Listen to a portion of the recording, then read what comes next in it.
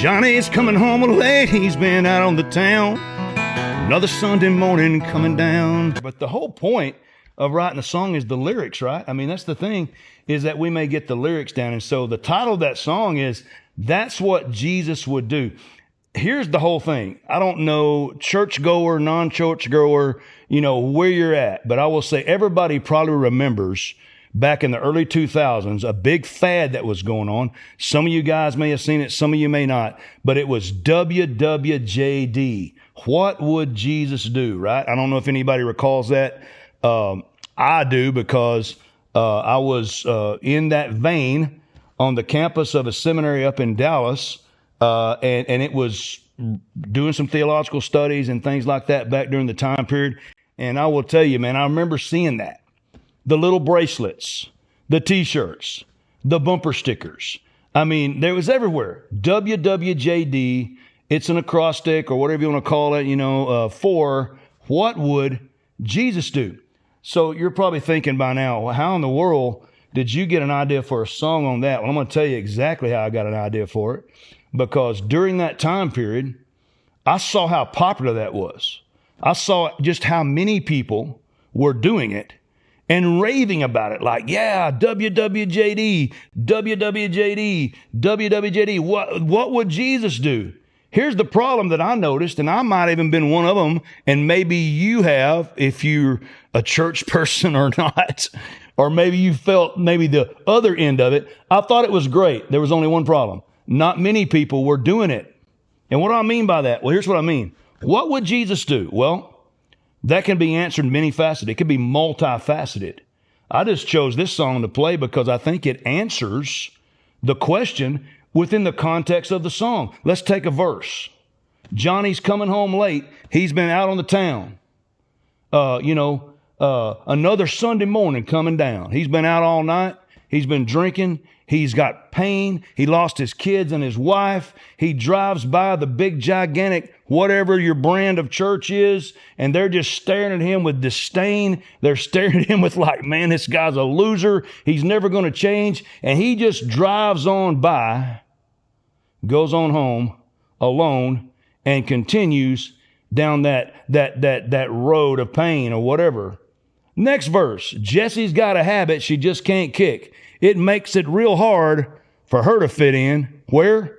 At that big old church down on 5th and Main.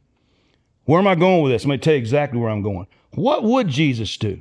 Well, there's lots of things he did do, and we'll just briefly touch on it. He did a lot of things, theologically speaking, in the Bible. Died for us, gave his life for us. We'll talk about that toward the end of the show.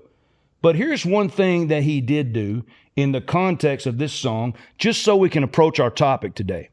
He always loved hurting people. He always had time for hurting people. The subject that I'm kind of talking about today with this song in mind is being hurt in church, or being hurt by somebody who's a religious person.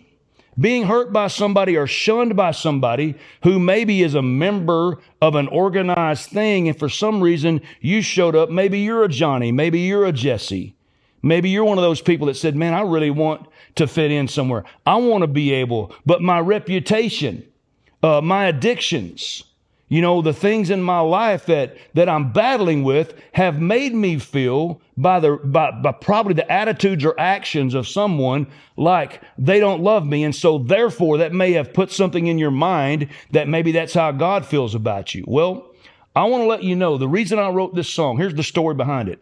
I was going up there to seminary. I was a Baptist pastor.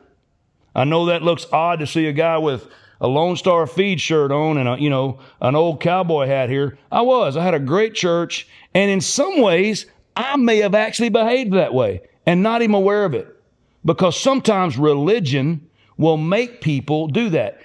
Before we go any further, let's just define a couple of terms: religion and relationship. What is religion? Well, it's just man's best attempt to try to find some way to get to God.